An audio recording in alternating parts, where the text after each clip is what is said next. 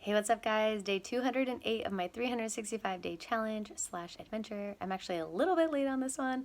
I was with my sister-in-law yesterday, and thank you, Ilse, again. She took me to Burke Williams, and we were binge watching Love is Blind, and I'm gonna probably talk more about that too because, oh my gosh. Anywho, today is about the Catindig crew, my family that I married into, because I just learned so much from them. They're kind of a family that I always thought was so fun and so cool. They're the typical really big family. My husband has 4 other siblings, so 5 kids total, plus their parents, a family of 7.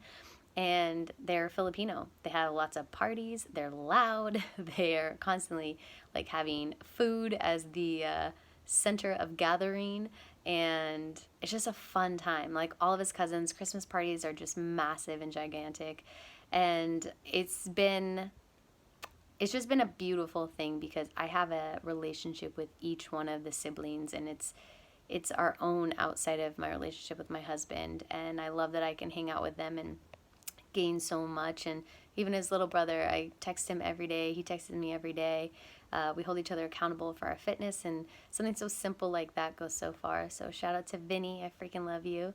And I feel like what I've learned from them is play a big game, like they they really are there for each other even outside of their differences, and they're very passionate about what they're doing in their lives and who they are. And it's kind of like they'll love hard and fight hard and be just themselves and challenge each other at times. And I do love it, and I see the growth in all of them since I first started dating Ingle. It's like I've seen them grow and develop, and I've grown and I've developed, and I've learned so much from them, and I know that they've learned a lot from me.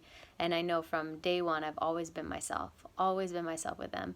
And I just literally, when I met Ilse, I was like go-going at West Hollywood, and I used to go at a lesbian bar, Here Lounge. We had so much fun there, and it was called Truck Stop, and it was like Coyote Ugly. We would dance on the bars and dance on the stage, and literally, like, the first time I met her, well, I guess it was technically the second time, but the first time I did actually officially meet her, but he brought her and one of his cousins, and I'm go-going, and some people could literally be like, oh, like, what is she doing, blah blah blah. But I was like, dude, this is so fun. I love that I get to meet your family this way. And the first time that I met her, they were just so nice, and they kept telling me, you're the best dancer, we want to learn how to dance like you. And they were partying, like, they're just fun, they're not uptight. And I love kind of doing stuff like that. Like, let me test you. Like, for instance, the first time I hung out with Ingle, just us two, first time ever, like outside of rehearsals or a gig or anything, I didn't wear any makeup, and I did it intentionally because I was like, cool, you're going to see me. You're going to get to know me. The first time I'm meeting his sister, I'm literally half naked in a bikini, like dancing at a bar with all these lesbians, and they tip us and everything. And it's like, she thought it was so fun and so cool. And I was like, yes, y'all are keepers, because I'm going to keep it real. I'm always going to be me, and I'm only going to surround myself with people who get my vibe and like who I am. And so I just love that, and I'm so grateful. And I'm sharing this too because if you're dating someone, like, totally be real with their families and who you are, because if you do end up going down a route where you're going to marry them, like, you have to. That's the only way to build an authentic relationship anyways. So it's not about putting your best foot forward and trying to like be something that you're not. Like, one, if you are trying to hide something in your life that you do, then don't do it. Like, well, don't hide anything. Like, own your stuff and be you and do things that spark joy and that make you happy and you're having fun with them. And if people don't get it or don't understand, then okay, bye.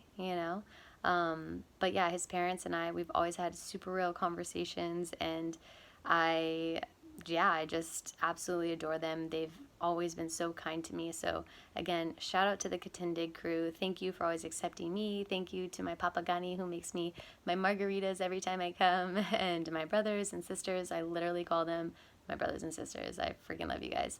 And yeah, cheers to all the people out there in new relationships, old relationships. If you had challenging, times with your significant other's family, I would just literally offer viewing them with new eyes. Like, literally take away all the biases that you've had in the past, and just see if you can see them with new eyes and accept them for who they are and who they aren't. And it's never a goal to change people, just be there with them. And if they're not fully your vibe and they're your family or they're your in-laws or something, just practice being within you and having your own boundaries if you need it, because I do get that people can be toxic.